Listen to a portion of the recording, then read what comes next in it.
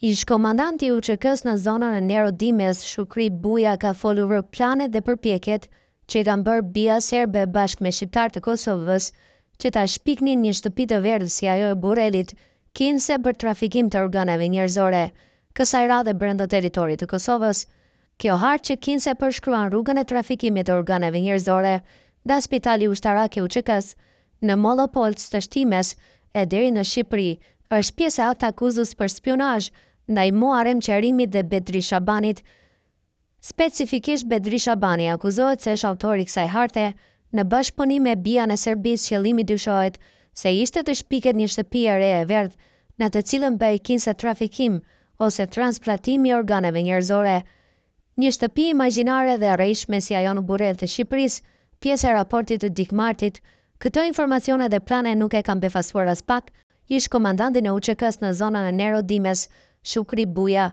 Kjo nuk më habit as më herët e as tani. Janë tepër me vonesë institucionet. Për 15 vjet këto pretendimet e Serbisë për trafikimet e organeve janë pretendime që kanë qenë qysh më 2010-ën, u shpreh Buja.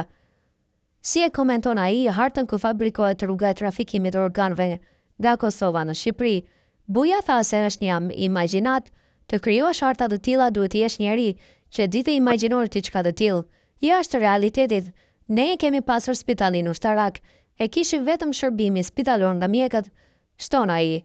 Po në atë kohë nuk kemi mundur me mendu për një formë të tillë që imagjinohet apo që imagjinata e shërbimit serb informativ për transplantim të organeve, sepse ne kemi pasur vështirësi të këtyre njerëzve, tha Buja. I pyetur nëse është intervistuar ai nga gjykata speciale për spitalin ushtarak në Mollopolc të Shtimes, Buja tha: "Jo, sepse unë jam mbrojtur në heshtje, por kanë hetuar bukur gjatë, nuk e di për çfarë kanë hetuar për të gjithë luftën çlirimtare dhe në fund kanë rënë ato pretendime. Kanë përfunduar ato hetime dhe nuk do të ndiqem për periudhën e luftës", shpjegoi Buja. Ish komandanti i UÇK-s tregon se ofensiva serbe i detyroi ta zhvendosnin spitalin edhe në 2 vende të tjera, në fund në shpellën e Topillës.